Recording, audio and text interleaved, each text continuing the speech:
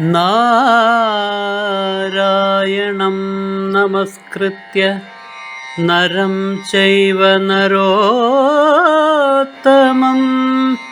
ദേവീം സരസ്വതീം വ്യാസം തതോ ജയമുദീരയേ. അർത്ഥശാസ്ത്രമിദം പുണ്യം ധർമ്മശാസ്ത്രമിദം പരം മോക്ഷശാസ്ത്രമിദം പ്രോക്തം വ്യാസേനാമിതബുദ്ധിനാ.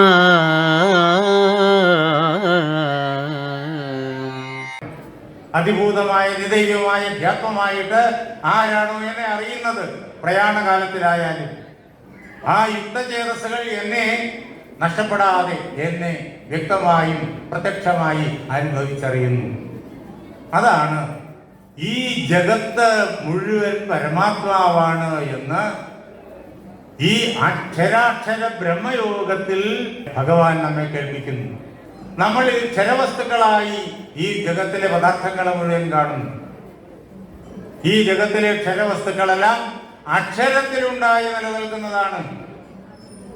അക്ഷരമായ പരമാത്മാവിൽ, ആ ബ്രഹ്മത്തിലുണ്ടായി നിലനിൽക്കുന്നതാണ്. അക്ഷരത്തിന് എപ്പോഴെങ്കിലും ക്ഷരമാകാൻ പറ്റുമോ? അക്ഷരത്തിന് ഒരിക്കലും ക്ഷരമാവാൻ പറ്റില്ല. പിന്നെ ഇങ്ങനെ ക്ഷരമായി ഈ ജഗത്ത് അക്ഷരത്തിൽ ഉണ്ടായി കാണപ്പെടുന്നു. അവിടാണ് ശങ്കരാചാര്യസ്വാമികൾ നമുക്ക് പറഞ്ഞു തന്നത് ഭഗവാന്റെ ആ മായാശക്തി. ആ മായയാൽ ഈ അക്ഷരപുരുഷൻ ഇങ്ങനെ ഈ 5 ഭാവങ്ങളായിട്ട് ഈ വലിയ നാടകത്തെ നമ്മുടെ മുന്നിൽ കാണിച്ചത്. ആ മായാശക്തി ഭഗവാനിൽ നിന്ന് വേറെയല്ല, ഭഗവാന്റെ തന്നെ അവിഭാജ്യമായ ഘടകമാണ്. ഘടകം എന്ന് പറയുന്നത് നമ്മുടെ ബുദ്ധിയുടെ, മനസ്സിന്റെ പരിമിതി കൊണ്ട് ഭഗവാൻ തന്നെയാണത്. അങ്ങനെ തന്റെ തന്നെ മായയാൽ ഭഗവാൻ ഈ 5 ഭാവങ്ങൾ നമുക്ക് വേണ്ടി, നമുക്ക് നമ്മുടേതായ കർമ്മവാസനകളെയെല്ലാം സംതൃപ്തമാക്കി അവസാനം ആ നിർഗുണ നിരാകാര ബ്രഹ്മത്തെ സാക്ഷാത്കരിക്കാനുള്ളതായ മനസ്സ് നമ്മിൽ ഉണ്ടാക്കിയെടുക്കാൻ വേണ്ടിയിട്ട് ഭഗവാൻ നിർമ്മിച്ചു തരുന്നതാണ് ഈ അനുഭവം മുഴുവൻ. അതുകൊണ്ട് ഇതിനകത്ത് തന്നെ ഭഗവാൻ പറയുന്നത് അടുത്ത അധ്യായത്തില് 9-ാം അധ്യായത്തിൽ കേൾക്കും. ഇതെല്ലാം എന്തിനാണ് ഉണ്ടാകുന്നേ? അതേ പറയും. ഈ കാണാനെല്ലാം എന്തിനാണ് ഉണ്ടാകുന്നേ? പക്ഷെ ഇതൊന്നും എന്നിലല്ല, ഇതൊന്നും എന്നിലല്ല. അവിടെ പശ്യമേ യോഗമൈശ്വരം എന്നവിടെ ഭഗവാൻ പറയും. വളരെ വിശദമായിട്ട് ഇന്ന് മധ്യാഹ്നത്തിന് ശേഷം അത് കേൾക്കും. എന്റെ ഐശ്വരമായ യോഗത്തെ കണ്ടുകൊള്ളൂ. ഈ ലോകം മുഴുവൻ എന്നിലുണ്ടാകുന്നു, പക്ഷേ ഇതൊന്നും എന്നിലല്ല. നമ്മുടെ മനസ്സിന്റെ ഘടനയനുസരിച്ച് ഭഗവത് സാന്നിധ്യത്താൽ നമുക്ക് ഉണ്ടായി കാണപ്പെടുന്നതാണ് ഈ ജഗത്ത് മുഴുവൻ. അത് ഉണ്ടാകുന്നത് നമ്മിൽ, അത് നിലനിൽക്കുന്നത് നമ്മിൽ, അത് ലയിക്കുന്നത് നമ്മിൽ. ഇപ്പോഴും അഖണ്ഡ സച്ചിദാനന്ദം ഒരു ഭേദവും കൂടാതെ അങ്ങനെ തന്നെ നിൽക്കുന്നു. അതിനാൽ എന്നെ അറിയണമെന്നുള്ളവർ ഈ 5 ഭാവങ്ങളോടൊപ്പം എന്നെ മനസ്സിലാക്കിക്കൊള്ളണം എന്ന് ഭഗവാൻ ഉറപ്പിക്കുകയാണ്. ഇതാണ് അക്ഷരാക്ഷര ബ്രഹ്മയോഗം. അക്ഷരം ബ്രഹ്മപരമം സ്വഭാവോധ്യാത്മമുച്യതേ ഭൂതഭാവോദ്ഭവകരോ വിസർഗ കർമ്മ സംഹിത അധിഭൂതം ക്ഷരോ ഭാവഃ പുരുഷശ്ചാധിദൈവതം അധിയജ്ഞോഹമേവാത്ര ദേഹേ ദേഹഭൃതംവര. ഇനിയോ ഇത് മനസ്സിലാക്കിക്കൊള്ളണം, ഉൾക്കൊണ്ടുകൊള്ളണം, അനുഭവിച്ചറിഞ്ഞുകൊള്ളണം. എപ്പോഴനുഭവിച്ചറിയുന്നു? അപ്പോൾ മുക്തനായി കഴിഞ്ഞു, സർവബന്ധനങ്ങളിൽ നിന്നും മോചിച്ചു കഴിഞ്ഞു എന്ന് മനസ്സിലാക്കിക്കൊള്ളുക. യഥാർത്ഥത്തിൽ നമ്മൾ ആരും ബദ്ധരല്ല, നമ്മൾ ആരും ബദ്ധരല്ല. ബദ്ധരാണ് എന്നുള്ളത് നമ്മുടെ തെറ്റിദ്ധാരണയാണ്, നമ്മുടെ അജ്ഞാനം. ഞാൻ നിർഗുണ നിരാകാര ബ്രഹ്മവസ്തുവാണ് എന്നുള്ള യാഥാർത്ഥ്യം നമ്മൾ മറന്നുപോയി. ആ മറവി അതാണ് നമ്മെ ഈ കാണായതായ ലോക കോലാഹലങ്ങളിലൂടെ ഇങ്ങനെ വലിച്ചിഴക്കുന്നത്. അങ്ങനെ യഥാർത്ഥം നമ്മൾ ബദ്ധരല്ല, എങ്കിലും ബദ്ധരെന്ന് ധരിച്ച് ഇപ്പോൾ നാം വ്യാകുലപ്പെടുന്നു. അത് നീങ്ങാൻ ഈ മറവിയെ, ഈ അജ്ഞാനത്തെ നീക്കണം. അതിനെന്നെ അറിഞ്ഞുകൊള്ളൂ എന്ന് ഭഗവാൻ പറയണം. 5 ഭാവങ്ങളോടൊപ്പം എന്നെ പൂർണ്ണമായി അറിഞ്ഞുകൊള്ളൂ. ഈ അറിവ് അവസാന നിമിഷത്തിലുണ്ടായാലും മതി. അന്ധകാലേ ച മാമേവ സ്മരൻ മുക്ത്വാ കളേബരം യപ്രയാതി സമദ്ഭാവം യാതി നാസ്ത്യത്ര സംശയഃ. അവസാന കാലത്തിലെങ്കിലും ആരാണോ ഈ എൻ്റെ യഥാർത്ഥ സ്വരൂപത്തെ നന്നായി അറിഞ്ഞിട്ട് ശരീരത്തെ മുക്ത്വാ കളേബരം, ശരീരത്തെ ഉപേക്ഷിച്ചിട്ട്, മാമേവ സ്മരൻ, എന്നെ തന്നെ ഓർമ്മിച്ചുകൊണ്ട് ശരീരത്തെ ഉപേക്ഷിച്ചിട്ട്, യപ്രയാതി, ആരാണോ പോകുന്നത്, സമദ്ഭാവം വ്യാധി, അവൻ എൻ്റെ ഭാവത്തിൽ എത്തിച്ചേരുന്നു, ഞാൻ തന്നെയായിത്തീരുന്നു. ഇക്കാര്യത്തിൽ നാസ്ത്യത്ര സംശയ, ഇക്കാര്യത്തിൽ ഒരു സംശയവുമില്ല. അവസാനമായാലും എന്നെ ഓർത്തുകൊണ്ട് ശരീരം വിട്ടു കഴിഞ്ഞാൽ എന്നിൽ എത്തിച്ചേരും. പ്രാണൻ വെടിയുന്ന സമയത്ത് സങ്കല്പം ഏറ്റവും പ്രധാനം. ആ സമയത്ത് നിർഗുണ നിരാകാര സ്വരൂപനായിരിക്കുന്ന ആ ഭഗവാൻ നിർഗുണ നിരാകാരമായിട്ട് അല്ലെങ്കിൽ സഗുണ സാകാരമായിട്ടാണെങ്കിലും ആരാണോ കണ്ടുകൊണ്ട് ശരീരത്തെ വെടിയുന്നത് അവർക്ക് ഭഗവത് സാക്ഷാത്കാരം കിട്ടും. നാസ്ത്യത്ര സംശയ, ഇക്കാര്യത്തില് ഒരു സംശയവും വേണ്ട. അപ്പോ നമ്മുടെ കൂട്ടത്തിൽ ഒരുപാട് പേര് നല്ല വീരന്മാരാണ്. അവർ പറയും, ഓ അവസാനം ഞാൻ ആലോചിച്ചാൽ മതിയല്ലോ. അപ്പൊ ഇനി എന്നും രാവിലെ, എന്റെ കൊച്ചുനാളിലെ മുതലേ രാവിലെ ആകുമ്പോ അമ്മ എന്നോട് പറയും, കുളിച്ചുകൊണ്ട് എത്രയും വേഗം നീ കോവിലിൽ പോയി തൊഴുത് ഭഗവാനെ ദർശിച്ച് നമസ്കരിച്ചിട്ട് വാ എന്നൊക്കെ പറഞ്ഞ് എന്നെ നിർബന്ധിച്ച് പറഞ്ഞു വിടും. എന്തിനാ ഈ കിടന്ന് കഷ്ടപ്പെടുന്നത്? കൊച്ചുനാളിലെ അമ്പലത്തിൽ പോകണമോ, അല്ലെ കൊച്ചുനാളിലെ ഗീത വായിക്കണമോ, ഭാഗവതം വായിക്കണമോ? അതിന്റെ ആവശ്യമില്ല. അവസാനം ഭഗവാനെ എന്നൊന്ന് വിളിക്കാം, അപ്പോഴേക്കും മോക്ഷം. അങ്ങനെ എളുപ്പത്തിൽ കിട്ടേണ്ട, നിസ്സാരമായി കിട്ടേണ്ട ഈ വലിയ ലാഭത്തെ ഇങ്ങനെ ജീവിതകാലം മുഴുവൻ കിടന്ന് ജോലി ചെയ്ത് എന്തിന് കൊതിക്കുന്നു എന്ന് നല്ല മിടുക്കന്മാർ ചോദിക്കും. ഭഗവാൻ പറഞ്ഞിട്ടുണ്ടല്ലോ അവസാനത്തിലായാലും മതി എന്ന്. പക്ഷേ അതിനൊരു പ്രശ്നമുണ്ട്. അവസാനം ആർക്കറിയാം? എപ്പോഴാ പ്രാണം വിട്ടുപോകുന്നത് ആർക്കാ അറിയാൻ കഴിയുക? ആർക്കും അറിയാൻ പറ്റില്ല എപ്പോഴാ ഇത് പോണതെന്ന്. എപ്പോഴാ പോകുന്നതെന്ന് നേരത്തെ തന്നെ ടൈം ടേബിൾ വന്നിട്ടുണ്ടായിരുന്നു എന്നുണ്ടെങ്കിൽ റെഡിയായിരിക്കും. പക്ഷേ അപ്പോഴും പറ്റുന്ന കുഴപ്പമെന്നറിയോ? ആരും റെഡിയാവില്ല. കാരണം ആർക്കും പോകാൻ ഇഷ്ടമല്ല. ലോകത്തിൽ ഒരു മനുഷ്യനും ഇഷ്ടമല്ല, ഒരു ജീവിക്കും ഇഷ്ടമല്ല. അപ്പൊ ടൈം നേരത്തെ കിട്ടിക്കഴിഞ്ഞാൽ അപ്പോഴും സംഗതി പ്രശ്നമായി കഴിഞ്ഞു. പിന്നെ ജീവിതത്തില് ചോറിന് രുചിയില്ല, ഭക്ഷണത്തിന് രുചിയില്ല, അതേപോലെ കലാപരിപാടികളിൽ താല്പര്യമില്ല, എന്തിന് വേദാന്തത്തിൽ പോലും താല്പര്യമില്ല, അങ്ങനെയൊക്കെ ആയിപ്പോവും. അപ്പോ അങ്ങനെ അവസാന നിമിഷത്തില് ഭഗവാനെ ഓർക്കാൻ കഴിയണമെങ്കിൽ ഭഗവാനെ ഓർക്കുക എന്നുള്ളത് നമ്മുടെ സ്വഭാവമായി മാറണം, എങ്കിലേ പറ്റൂ.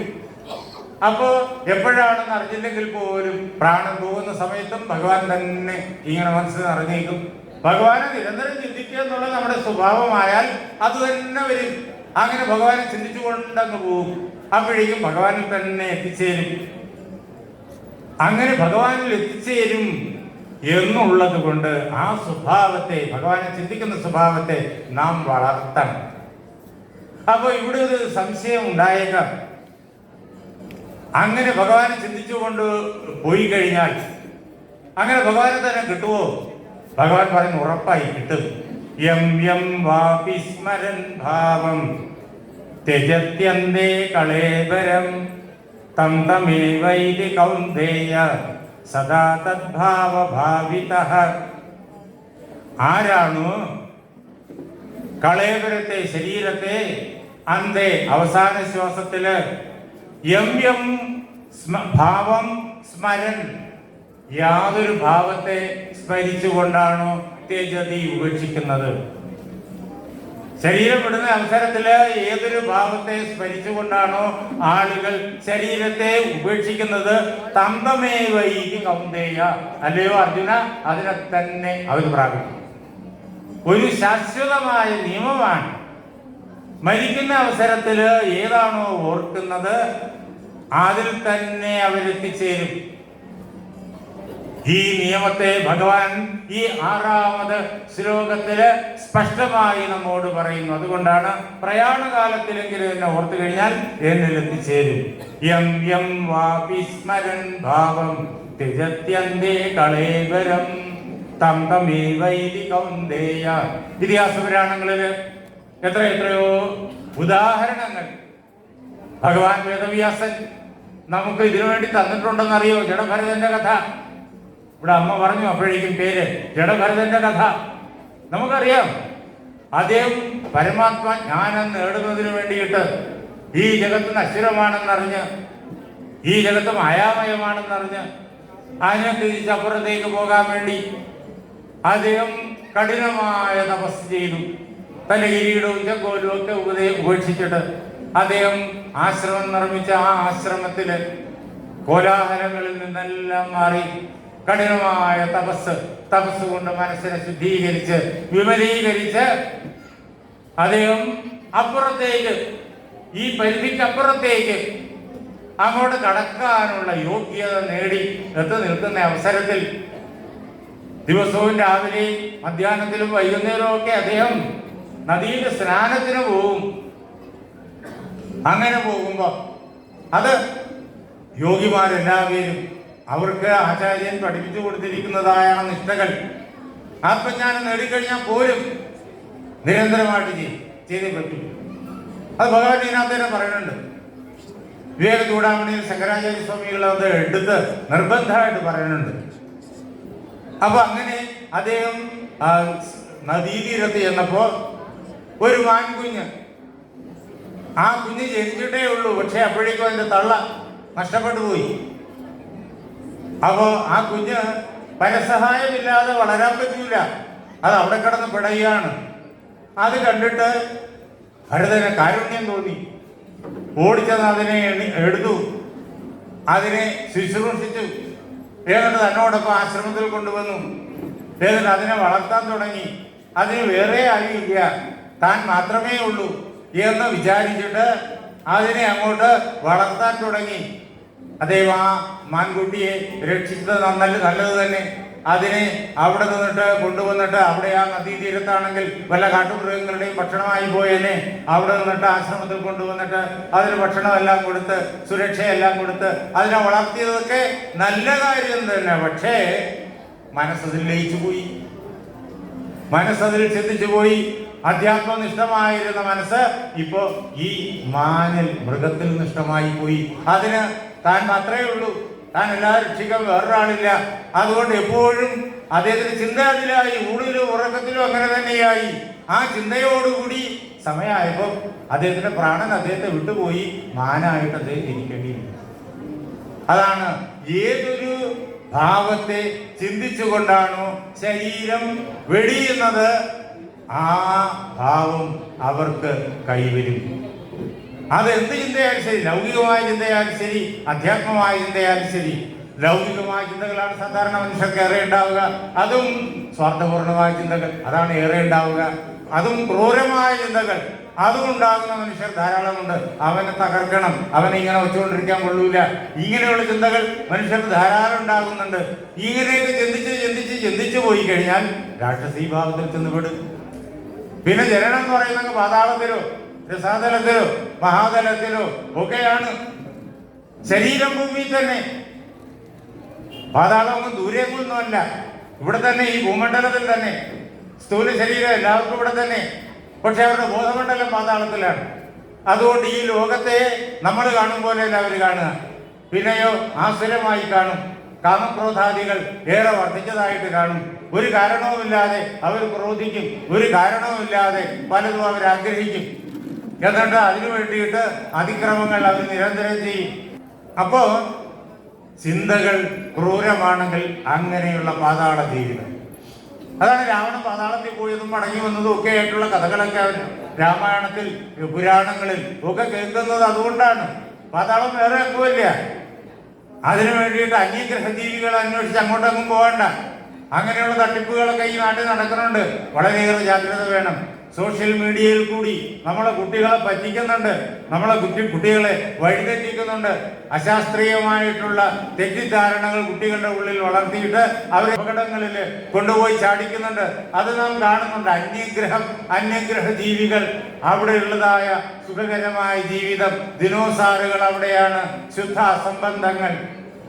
ഈ ശാസ്ത്രയുഗത്തിൽ മനുഷ്യ ഹൃദയത്തിന്റെ ഉള്ളില് സോഷ്യൽ മീഡിയയെ ഉപയോഗിച്ചുകൊണ്ട് ചെലുത്തിക്കൊണ്ടിരിക്കുന്നു. അതിന്റെ വിപത്തുകൾ നാം കാണുകയും ചെയ്യുന്നു. എല്ലാം ഇവിടെ തന്നെയാണ്. 14 ലോകങ്ങൾ ഇവിടെ തന്നെയാണ്. നമ്മുടെ മനസ്സ് ഏത് പ്രകാരത്തിലാണോ ആ പ്രകാരത്തിൽ ഇവിടെ അവരവർക്ക് അനുഭവപ്പെടും. മനസ്സ് സാത്വിക ഭാവം ഏറെയുള്ളതാണെങ്കിൽ ഭൂലോകം അനുഭവപ്പെടും. അവർ സാത്വികന്മാരായി ജീവിക്കും, ഈശ്വരോപാസന ചെയ്ത് ജീവിക്കും, മറ്റുള്ളവരെല്ലാം സഹായിച്ച് ജീവിക്കും. സാത്വിക ഭാവം വീണ്ടും കൂടി കഴിഞ്ഞാലോ കൂടുതൽ ഉപാസന വർദ്ധിക്കും. അപ്പോൾ അവർ ഭൂർലോകത്തിൽ ജീവിക്കും. ശരീരം കൊണ്ട് ഭൂലോകത്തിലാണ്, പക്ഷെ അവർ ജീവിക്കുന്നത് ഭൂർലോകത്തിലാണ്. യക്ഷകിന്നര കിംപുരുഷ സിദ്ധ ചാരണാദികളുടെ ആ അനുഭവങ്ങളിൽ ഏതെങ്കിലും ഒന്നിലായിരിക്കും അവർ. ഏതൊന്നുപോലും നമുക്ക് കൃത്യമായിട്ട് അറിയാൻ കഴിയും. പിന്നെയോ വീണ്ടും അവരുടെ സാത്വികമായ അനുഷ്ഠാനാദികൾ കൊണ്ട് ബോധമണ്ഡലത്തെ കൂടുതൽ സാത്വിക പൂർണ്ണതയായി ഉയർത്തിക്കഴിഞ്ഞാൽ അവര് സ്വർലോകത്തിലെത്തും. സ്വർലോകം ഇവിടെ തന്നെ. മനസ്സ് സ്വർലോകത്തിൻ്റെത്, ഈ ലോകം സ്വർലോകമായിട്ട് അനുഭവപ്പെടും. കാളിദാസൻ അവിടെ ഇരുന്നിട്ടാണ് പാടിയത്, സ്വർലോകത്തിലിരുന്നാണ് പാടിയത്. ഇനിയോ വീണ്ടും സാത്വിക ഭാവം വർദ്ധിച്ചു കഴിഞ്ഞാൽ പൂർണ്ണമായും രജസ്സും തമസ്സും തേഞ്ഞു മാഞ്ഞു പോകും. ശരീരം നിലനിർത്താൻ അതിനു വേണ്ടിയിട്ടുള്ള രജസ്സിന്റെയും തമസിന്റെയും അംശമല്ലാതെ അതിന് ബോധമണ്ഡലത്തെ സ്വാധീനിക്കാനോ മറയ്ക്കാനോ ശേഷിയുണ്ടാവില്ല.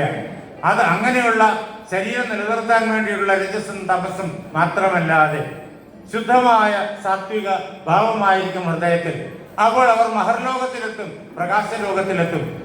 നമ്മുടെ ഋഷിവര്യന്മാരെല്ലാം ആ പ്രകാശലോകത്തില് മഹർലോകത്തില് സഞ്ചരിച്ചവരാണ്. ഭൂമിയിൽ നടന്നു, അവർ നടക്കുന്നത് മഹർലോകത്തിലാണ്.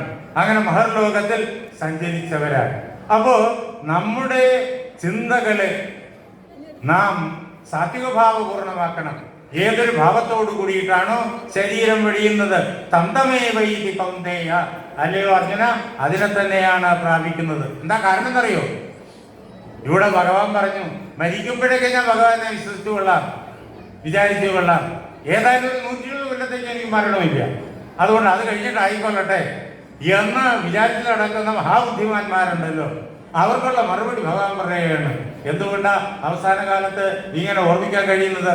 സദാ സദ്ഭാവഭാവിത, എപ്പോഴും ആ അഭാവത്തെ, തദ്ഭാവത്തെ, ആ ഭാവത്തെ ഭാവന ചെയ്യുന്നത് കൊണ്ട്, എപ്പോഴും ആ ഭാവന ഹൃദയത്തിലുള്ളത് കൊണ്ട് അന്ധകാലത്തിലും അതേ വരൂ. അതുകൊണ്ട് തുടർച്ചയും അങ്ങനെ തന്നെയായിരിക്കും. നല്ലത് ചിന്തിച്ചാൽ ആ പ്രകാരത്തിൽ വരും. രാജസമോ താമസമോ ആയി ചിന്തിച്ചു കഴിഞ്ഞാൽ ആ പ്രകാരത്തിൽ വരും. അംബികയുടെ മകൻ അന്ധനായി തീർന്നത് അതുകൊണ്ടാണ്. അംബാലികയുടെ മകൻ പാണ്ഡുവായി തീർന്നത് കൊണ്ടാണ്. വ്യാസൻ ഇതെല്ലാം കഥയായിട്ട് നമ്മുടെ മുന്നിൽ അവതരിപ്പിച്ചിട്ടുണ്ട്. ഇതേ മഹാഭാരതത്തിനകത്ത് വളരെ വിസ്തരിച്ച് അതേ ഇത് മുഴുവൻ നമ്മുടെ മുന്നിൽ കേൾപ്പിച്ചു തന്നിട്ടുണ്ട്. പുരാണങ്ങളിലും ഇതെല്ലാം കിടപ്പുണ്ട്.